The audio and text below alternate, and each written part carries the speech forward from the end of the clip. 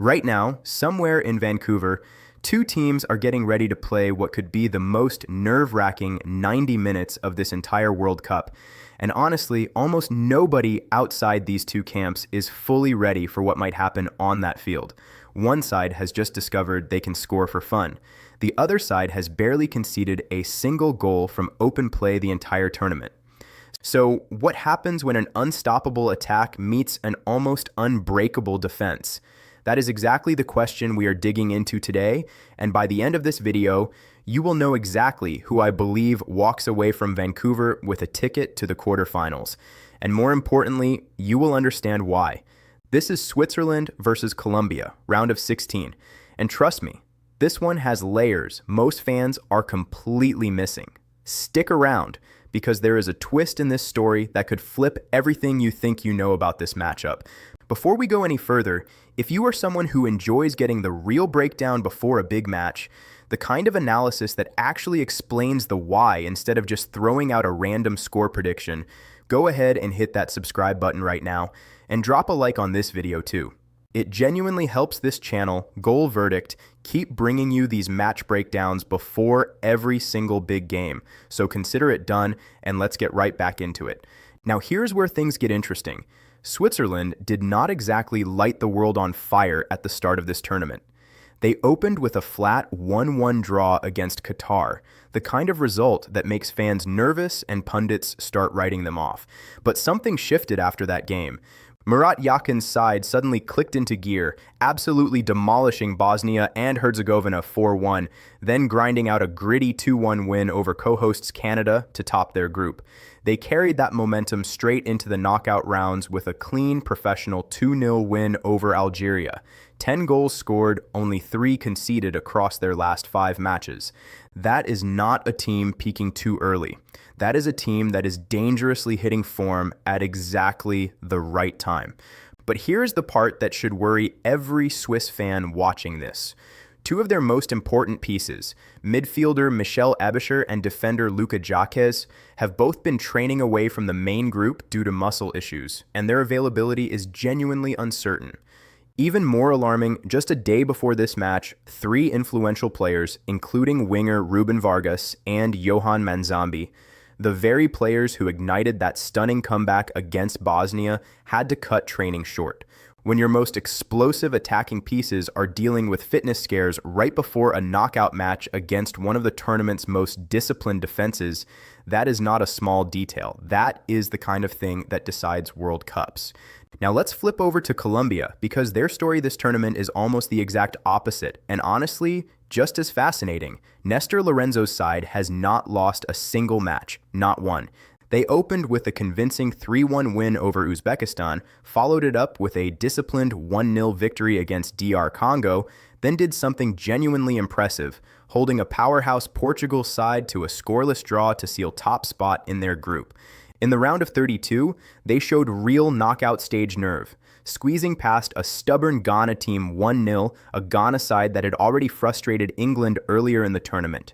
Here is the number that should make you sit up. Colombia has kept clean sheets in 3 of their last 4 matches. 3. In a World Cup where every single team is dangerous, that level of defensive discipline is almost unheard of. But unbeaten does not mean unbreakable, and this is where the analysis gets really interesting. Colombia lost their talisman up front. Striker John Cordoba suffered a hamstring strain during the Ghana match and is done for the rest of this tournament. That is a massive blow on paper.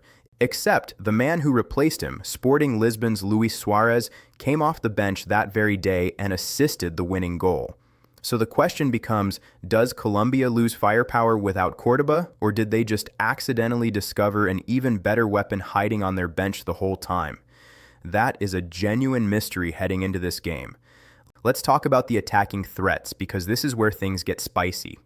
For Switzerland, Breel Embolo has quietly become one of the most efficient strikers of this tournament, already sitting on 4 World Cup goals for his career, trailing only 2 legendary names in Swiss football history.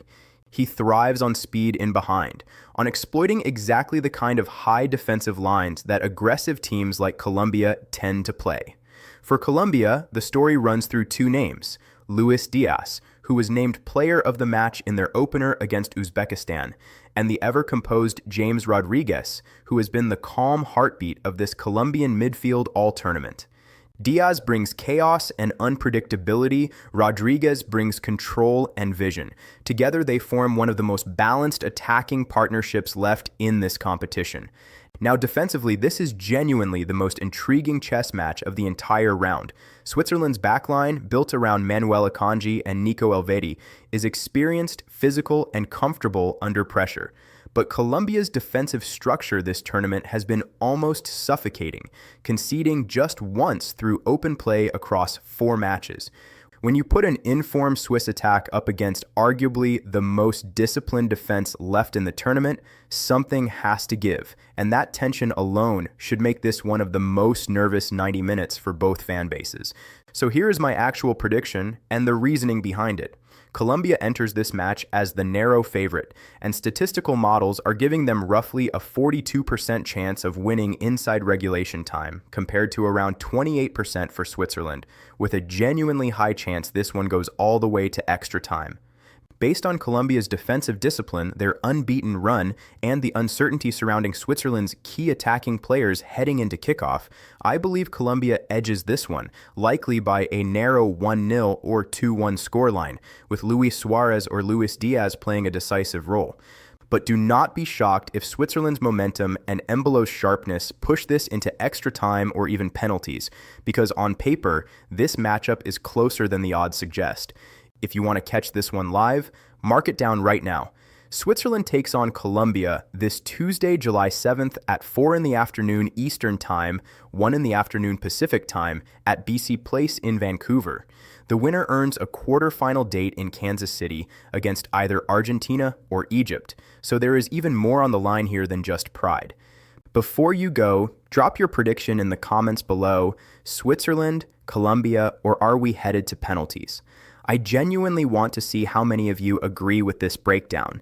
And if this kind of in-depth match analysis is something you want before every big game this tournament, make sure you are subscribed to Goal Verdict, because we will be back before the next big kickoff with another full breakdown just like this one. See you in the next video.